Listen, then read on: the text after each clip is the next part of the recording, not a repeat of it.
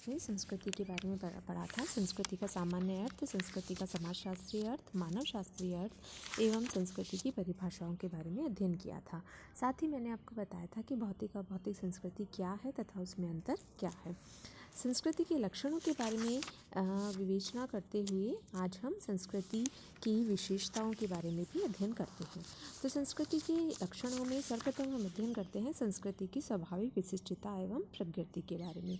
तो मानवशास्त्री क्रोबर ने इथोस और मिडोस दो पक्षों को मिलकर बताया था। उनका मानना था कि प्रत्येक संस्कृति को दो पक्षों में विभाजित किया जा सकता है। इथोस कहा जाने वाला प्रथम पक्ष वह है जिसकी रचना एक संस्कृति की संपूर्ण भावनात्मक समग्रता से होता है। संस्कृति के दो पक्ष हैं, एक बाह्य अथवा औपचारिक जिसे स्पष्ट देखा जा सकता है, तथा संस्कृति का दूसरा पक्ष है आंतरिक गुणों वाला जिसमें अभिरुचि, मान्यताएं आदि होती हैं। उसी प्रकार हम बात करते हैं संस्कृति के अव्यक्त तत्वों के बारे में। तो संस्कृति को दो भागों में विभाजित किया गया है, दो रूपों में, व्यक्त तथा अव्यक्त। मानव इंद्रियों द्वारा हम संस्कृति के व्यक्त रूप को दे सकते हैं तथा कुछ ऐसे अव्यक्त तत्व भी होते हैं जिसके विशेष प्रशिक्षण के पश्चात ही अवलोकन किया जा सकता है। अब हम बात करते हैं संस्कृति निर्धारणवाद की। तो कार्ल मार्क्स के दृष्टिकोण के अनुसार सांस्कृतिक विचारधाराएं, सामाजिक राजनीतिक संरचनाएं सभी आर्थिक संगठन के आधार पर निर्मित होती है। इसके विपरीत संस्कृति निर्धारणवादियों के मतानुसार न केवल आर्थिक संगठन अपितु समाज भी संस्कृति द्वारा निर्धारित होता है। टायलर के मतानुसार संस्कृति मनुष्य को समाज का सदस्य होने के नाते प्राप्त होती है, किंतु संस्कृति निर्धारणवादियों का मानना है कि संस्कृति की अभिवृद्धि एवं क्रियाशीलता संस्कृति के नियमों द्वारा संचालित होती है। तो संस्कृति निर्धारणवादियों में लेस्ली वाइट का नाम प्रमुख है। उन्होंने बताया था कि संस्कृति ही यह निर्धारित करती है कि समाज में धर्म, राजनीति, अर्थव्यवस्था आदि में जो क्या परिवर्तन होगा तथा उसे किस प्रकार निर्धारित किया जा सकता है, इस संस्कृति की प्रमुखता होती है। नेक्स्ट हम बात करते हैं संस्कृति बनाम व्यक्ति। तो लिंटन के अनुसार परंपरावादी व्यक्तियों के लिए संस्कृति निर्देशक की भूमिका अदा करती है। संस्कृति ही उनके लिए व्यवहार के प्रतिमान तय करती है तथा उनके व्यक्तिगत तथा सामाजिक अस्तित्व के लिए आवश्यक रचना तंत्र प्रदान करती है।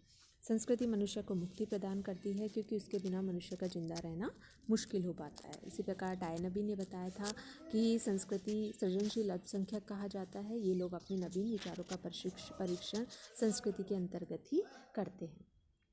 नेक्स्ट है संस्कृति एवं सभ्यता में क्या अंतर है।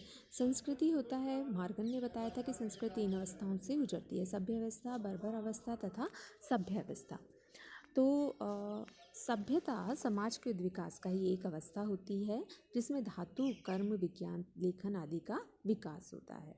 मैकाई और जर्मन आदर्शवादी संस्कृति और सभ्यता के बीच एक विशेष प्रकार का अंतर करते हैं।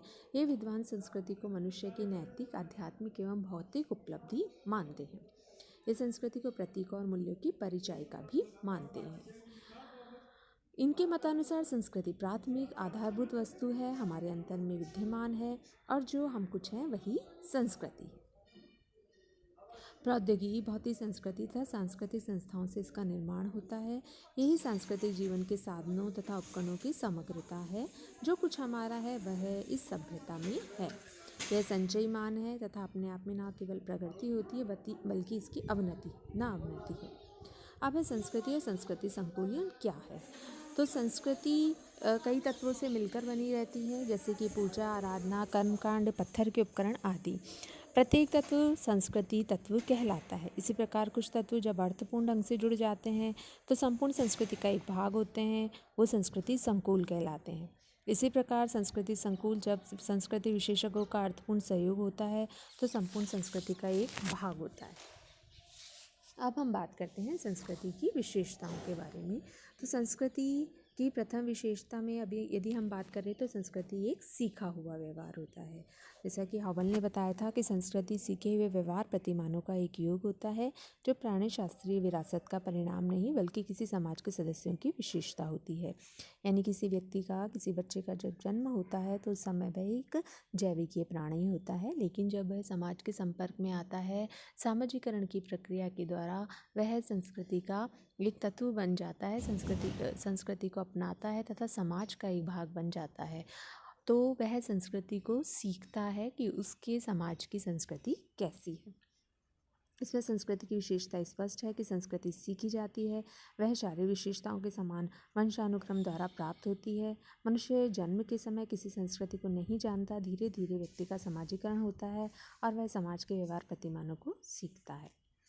नेक्स्ट है हस्तांतरित। तो सीखे जाने के गुण के कारण ही संस्कृति की विशेषता है। इसे एक व्यक्ति से दूसरे व्यक्ति, एक पीढ़ी से दूसरी पीढ़ी को हस्तांतरित किया जा सकता है।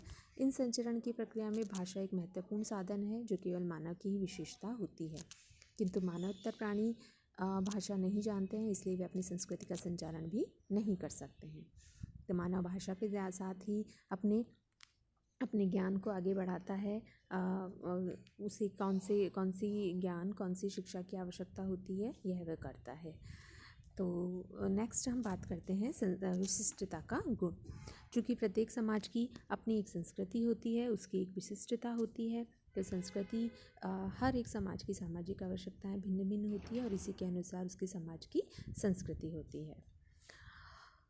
इसी कारण यहाँ की संस्कृति में रसोई में ज़मीन पे बैठकर खाना आदि की व्यवस्था नहीं होती है, क्योंकि वहाँ पर अत्यधिक सर्दी पड़ती है, इसलिए लोग जूते मोजे आदि पहन के रहते हैं। हर कार्य मेज कुर्सी पर बैठकर किया जाता है। इसके विपरीत भारत में अधिक सर्दी हर मौसम में नहीं पड़ने के कारण भोजन बनाने व खाना ज़मीन पर बैठकर किया जाता है। तो यहाँ की संस्कृति पाश्चात्य संस्कृति से भौगोलिक परिस्थिति के कारण भिन्न होती है। कुछ क्षेत्रों में संस्कृति सर्वत्र समान भी दिखाई देती है, जैसे परिवार, विवाह, प्रथा, कानून, नातेदारी, जनरीतियाँ, रूढ़ियाँ आदि। इसी के आधार पर मोडॉक एवं विल्स ने कहा था कि ऊपरी तौर पर संस्कृति में भिन्नता दिखाई देती है, किंतु गहराई से देखने पर इसमें समानता ही दृष्टिगोचर होती है। नेक्स्ट हम बात करते हैं मानव निर्मित। मनुष्य में अलौकिक क्षमता विद्यमान है कि इसे संस्कृति का निर्माता कहा जा सकता है।